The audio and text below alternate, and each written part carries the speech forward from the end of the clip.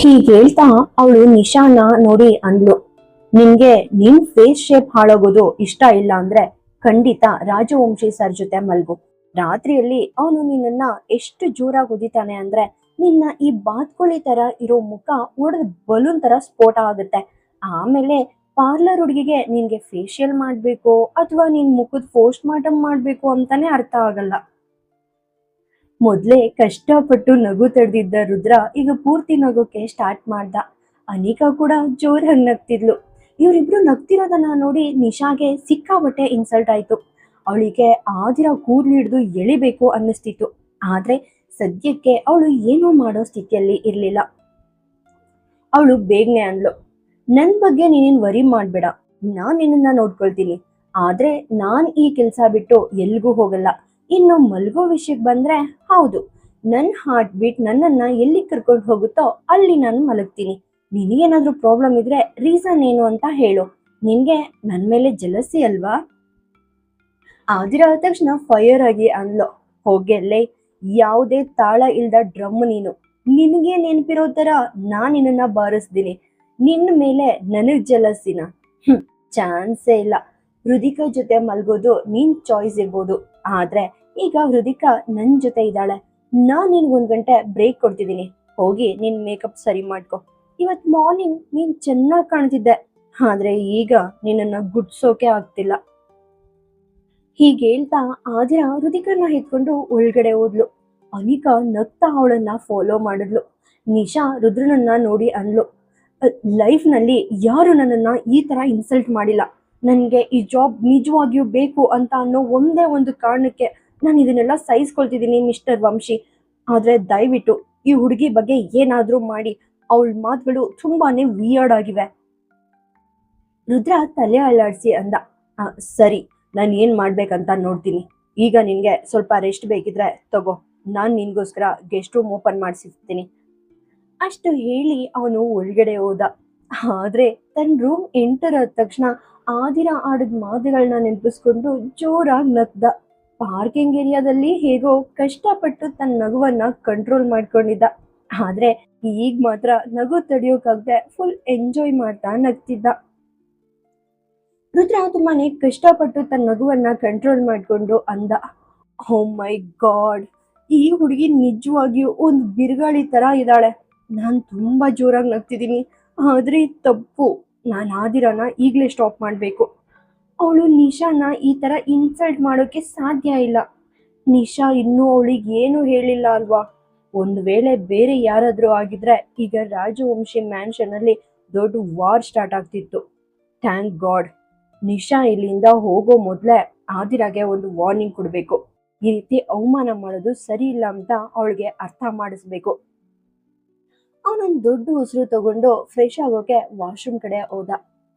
ಅಷ್ಟರಲ್ಲಿ ನಿಶಾ ತನ್ನ ರೂಮ್ ಬಂದ ತಕ್ಷಣ ಯಾರಿಗೋ ಕಾಲ್ ಮಾಡಿದ್ಲು. ಆ ಕಡೆಯಿಂದ ಒಬ್ಬ ವ್ಯಕ್ತಿ ಕಾಲ್ ಪಿಕ್ ಮಾಡ್ದ. ನಿಶಾ ಅಂದ್ಲು, ನೀವ್ ಹೇಳಿದ ಹಾಗೆ ನಾನ್ ಮಾಡ್ತಿದ್ದೀನಿ. ಆದ್ರೆ ಆ ಹುಡುಗಿ ಆದಿರ ಇದ್ದಾಳಲ್ಲ, ಅವಳು ಸಖತ್ ರೂಡ್ ಆಗಿದ್ದಾಳೆ. ಅವಳು ನನ್ನ ಇಷ್ಟೊಂದು ಇನ್ಸಲ್ಟ್ ಮಾಡಿದಾಳೆ ಅಂದ್ರೆ ನನ್ಗೆ ಏನ್ ಹೇಳ್ಬೇಕು ಅಂತಾನೆ ಗೊತ್ತಾಗ್ತಿಲ್ಲ. ಆದ್ರೆ ನಿಮ್ಗೋಸ್ಕರ ನಾನು ಇದನ್ನೆಲ್ಲ ಅನಿವಾರ್ಯವಾಗಿ ಸಹಿಸ್ಕೊಳ್ತಿದ್ದೀನಿ. ಅವಳ ಮಾತು ಕೇಳಿ ಆ ವ್ಯಕ್ತಿ ತಕ್ಷಣ ರಿಪ್ಲೈ ಕೊಟ್ಟ, ನನಗೋಸ್ಕರ ಅಲ್ಲ, ಕೇವಲ ಮನಿಗೋಸ್ಕರ ಮಾಡ್ತಿದ್ಯಾ ಅಷ್ಟೆ. ನಿನಗ್ ಬೇಕಾಗಿದ್ದನ್ನ ಪಡಿಬೇಕು ಅಂದ್ರೆ ಮಾಡು, ಆದ್ರೆ ನನ್ನಿಂದ ಏನನ್ನು ಎಕ್ಸ್ಪೆಕ್ಟ್ ಮಾಡ್ಬೇಡ. ನನ್ಗೋಸ್ಕರ ಪ್ರಾಣ ಕೊಡೋದಿರ್ಲಿ, ಇನ್ಸಲ್ಟ್ ಸಹಿಸ್ಕೊಳ್ಳೋ ತಾಳ್ಮೆ ಕೂಡ ನಿನಗಿಲ್ಲ ಅನ್ಸುತ್ತೆ. ಇದನ್ನ ಕೇಳಿ ನಿಶಾ ಪೂರ್ತಿ ಸೈಲೆಂಟ್ ಆದ್ಲು. ಆ ವ್ಯಕ್ತಿ ಮತ್ತೆ ಅಂದ, ಈಗ ನೀನು ಕೊಟ್ಟಿರೋ ಇನ್ಸ್ಟ್ರಕ್ಷನ್ ಪ್ರಕಾರ ಕೆಲಸ ಮಾಡು. ಮುಂದೆ ಏನ್ ಮಾಡ್ಬೇಕು ಅಂಡ್ ಏನ್ ಮಾಡ್ಬಾರ್ದು ಅಂತ ಸದ್ಯದಲ್ಲೇ ನಿನ್ಗೆ ಮೆಸೇಜ್ ಸಿಗುತ್ತೆ. ಅಂಡ್ ಎಸ್, ಏನಾದ್ರೂ ಇಂಪಾರ್ಟೆಂಟ್ ವಿಷಯ ಇದ್ರೆ ಮಾತ್ರ ನನಗ್ ಕಾಲ್ ಮಾಡು. ನಿನ್ನ ಈ ಫ್ರಸ್ಟ್ರೇಷನ್ ಏನೇ ಇದ್ರೋ ನಿನ್ನೊಳಗೆ ಇಟ್ಕೋ. ಅಷ್ಟು ಹೇಳಿ ಅವನು ಕಾಲ್ ಕಟ್ ಮಾಡ್ದ. ನಿಶಾಗೆ ಎಷ್ಟು ಸಿಟ್ಟು ಬಂತು ಅಂದ್ರೆ ಅವಳು ತನ್ನ ದೌಡೆಯನ್ನ ಬಿಗಿಯಾಗಿ ಹಿಡ್ಕೊಂಡ್ಲು. ಅವಳು ಸಿಟ್ಟಿನಿಂದ ಅಂದ್ಲು, ನಾನ್ ಈ ಮನುಷ್ಯನಿಗೋಸ್ಕರ ಇಷ್ಟೊಂದು ಮಾಡ್ತಿದ್ದೀನಿ, ಆದ್ರೂ ಇವನು ನನ್ಗೆ ಈ ತರ ಹೇಳ್ತಿದಾನಲ್ವಾ? ಓಕೆ, ಇದು ಬರೀ ನಿನ್ ಇಷ್ಟ ಆಗೋಕೆ ನಾನ್ ಬಿಡಲ್ಲ. ನಿಶಾ ಮನ್ಸ್ ಮಾಡಿದ್ರೆ ಅದನ್ನ ಖಂಡಿತ ಸಾಧಿಸ್ತಾಳೆ. ನನ್ಗೆ ಇನ್ ಮುಂದೆ ನೀನ್ ಬೇಡ. ಈ ರುದ್ರ ರಾಜವಂಶಿ ನನ್ ಟ್ರ್ಯಾಪ್ ಬಿಡ್ಬೇಕಂತ ನಾನ್ ಡಿಸೈಡ್ ಮಾಡಿದೀನಿ.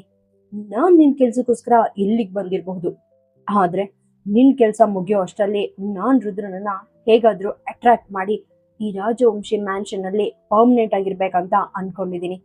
ರುದಿಕಾ ಕೇರ್ ಟೇಕರ್ ಆಗಿ ಅಲ್ಲ, ಈ ಮನೆ ಒಡ್ತಿಯಾಗಿ.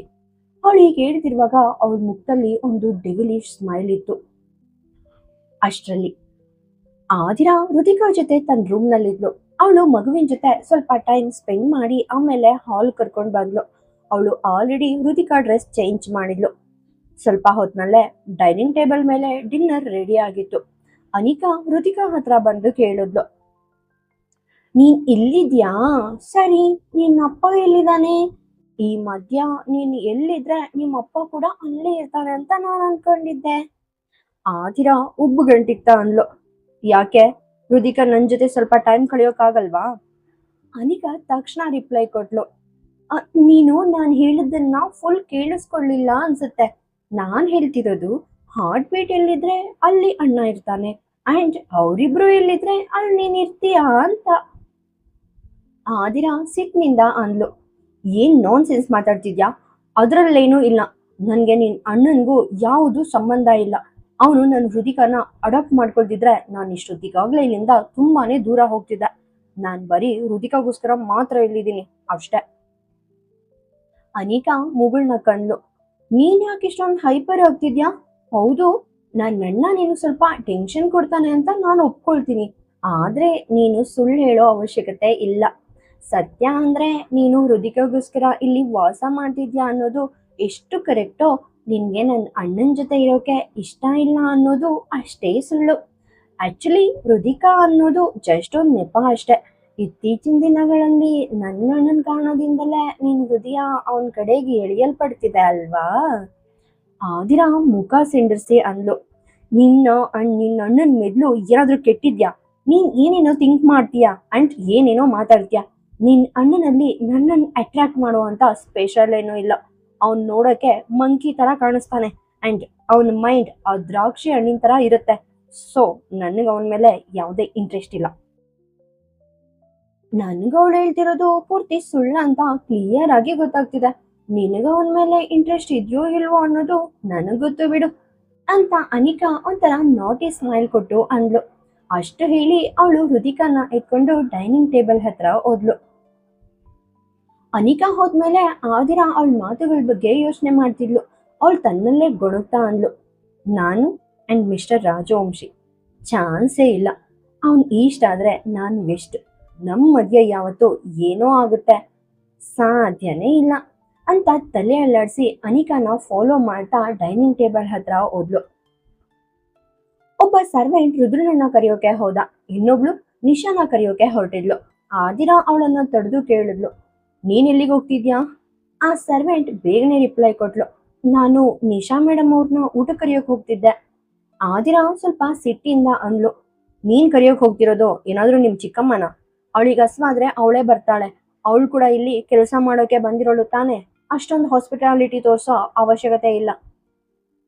ಅವಳಿನ್ನೂ ಮಾತಾಡ್ತಾನೆ ಇರ್ಬೇಕಂದ್ರೆ ಡ್ರೆಸ್ ಚೇಂಜ್ ಮಾಡ್ತಿದ್ದ ನಿಶಾ ಮೆಟ್ಲು ಇಳಿದು ಬಂದು ಆದಿರಾಳನ್ನ ನೋಡ್ತಾ ಅಂದ್ಲು, ನನ್ ಕಂಡ್ರೆ ನಿನ್ಗೆ ತುಂಬಾನೇ ಇನ್ಸೆಕ್ಯೂರಿಟಿ ಅನ್ಸುತ್ತೆ ಅಲ್ವಾ?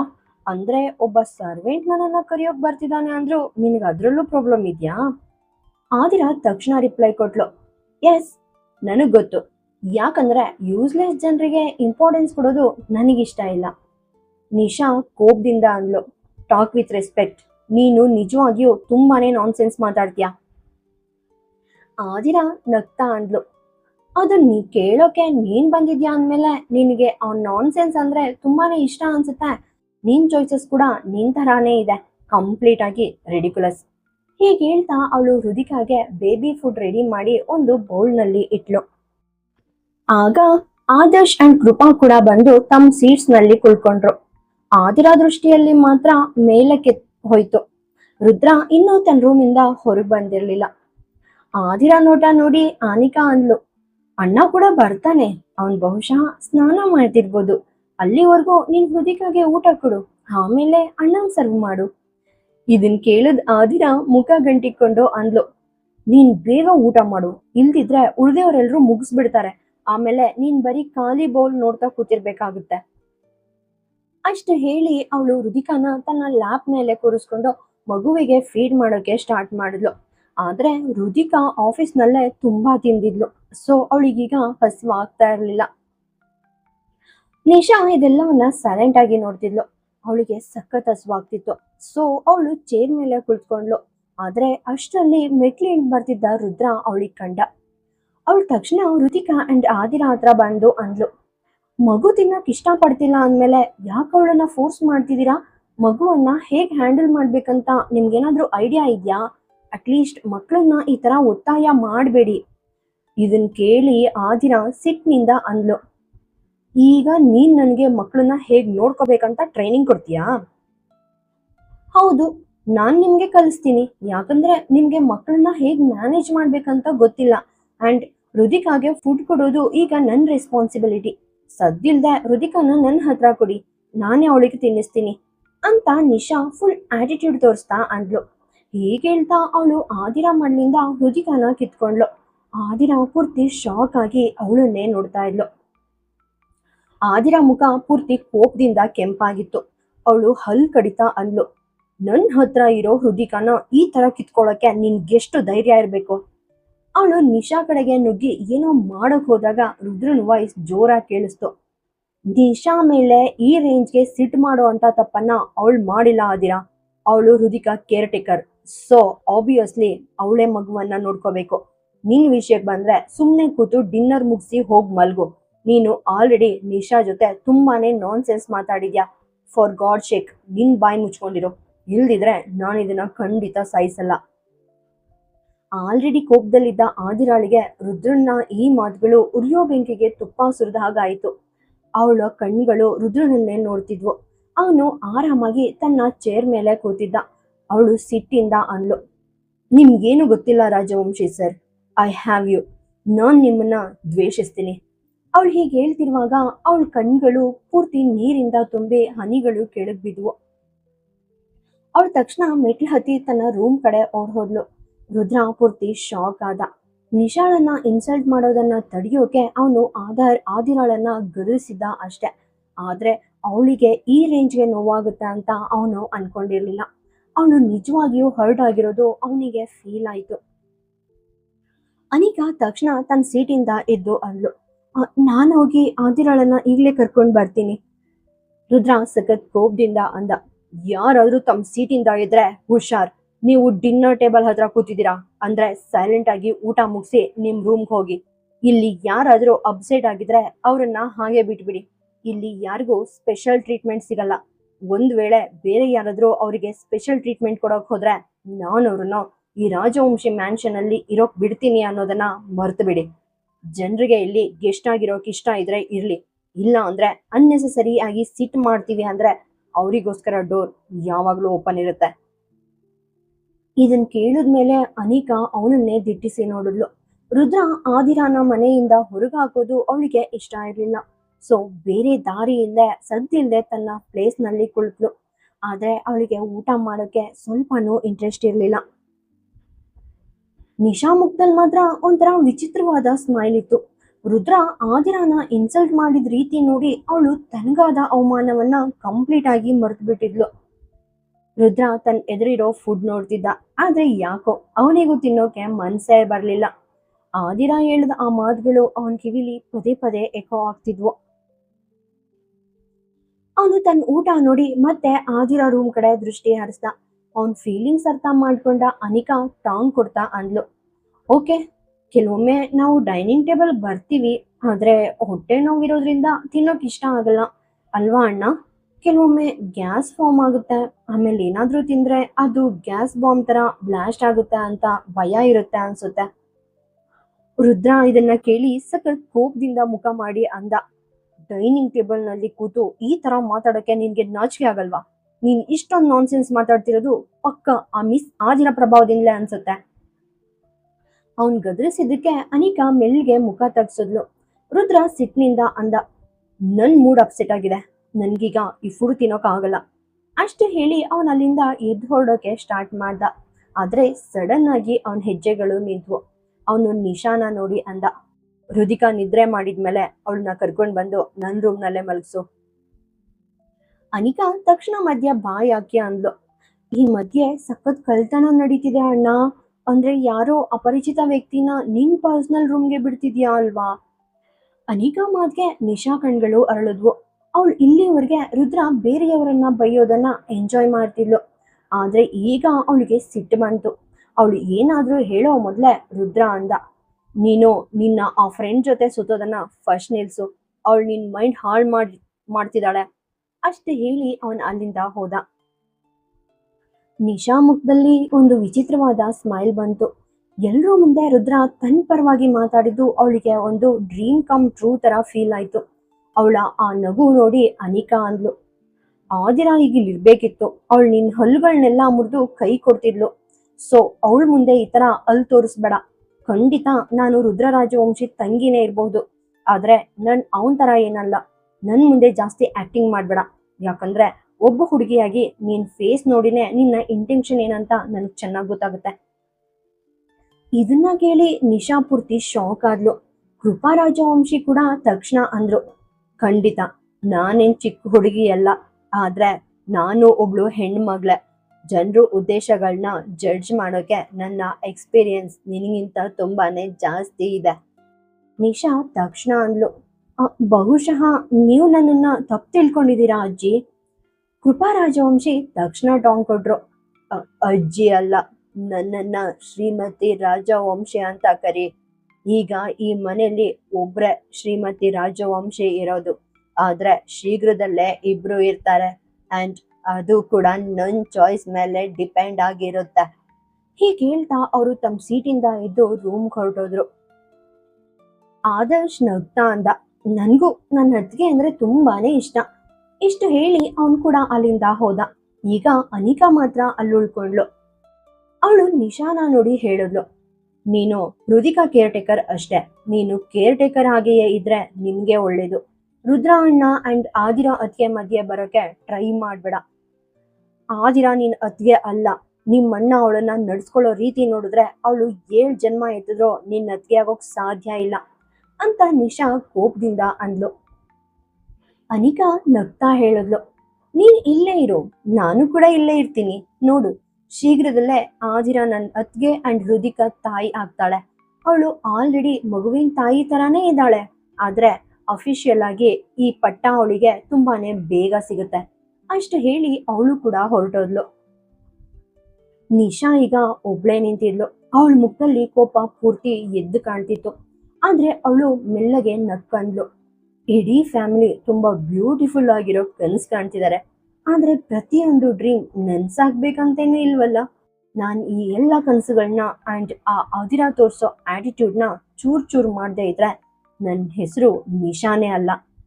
ಅವಳು ಮಾತಾಡ್ತಿರುವಾಗ ಅವಳ ಫೇಸ್ ನಲ್ಲಿ ಒಂಥರ ಪೈಶಾಚಿಕ ಎಕ್ಸ್ಪ್ರೆಷನ್ ಇತ್ತು. ಅವಳು ರುದಿಕಾ ಕಡೆ ನೋಡ್ ಅಂದ್ಲು, ಹಾರ್ಟ್ ಬೀಟ್, ನೀನ್ ನಿದ್ದೆ ಮಾಡ್ತಿದ್ಯಾ ಅಲ್ವಾ? ಬಾ, ನಾನ್ ನಿನ್ನ ನಿನ್ ಅಪ್ಪನ ರೂಮ್ಗೆ ಕರ್ಕೊಂಡು ಹೋಗ್ತೀನಿ. ಆಮೇಲೆ ನಾವಿಬ್ರು ನಿನ್ನ ಅಪ್ಪನ ಜೊತೆ ಮಲ್ಗೋಣ.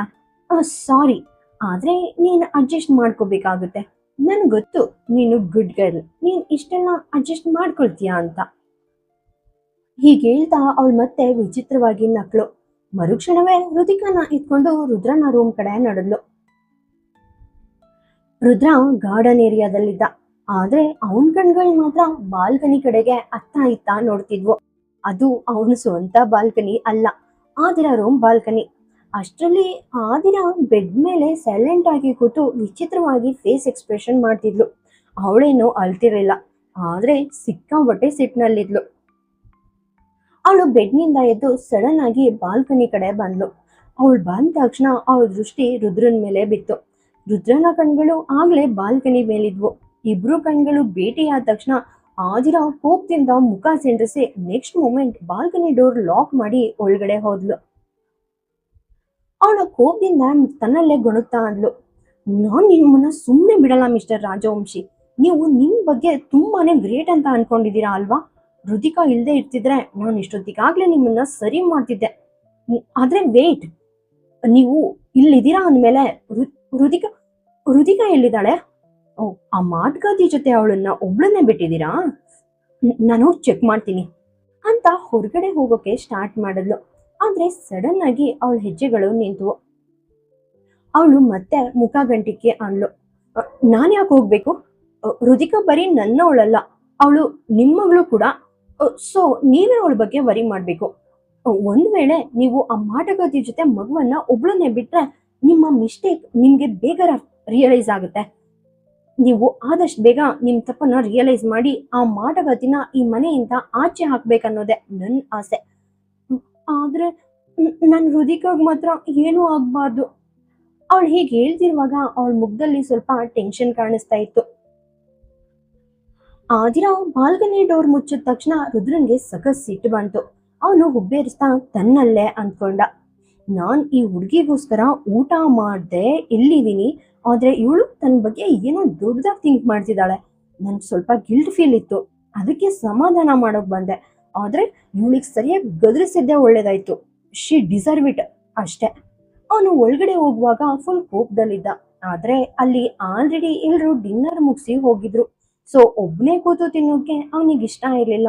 ಅದಕ್ಕೆ ಸೈಲೆಂಟ್ ಆಗಿ ತನ್ನ ರೂಮ್ ಕಡೆ ನಡೆದ.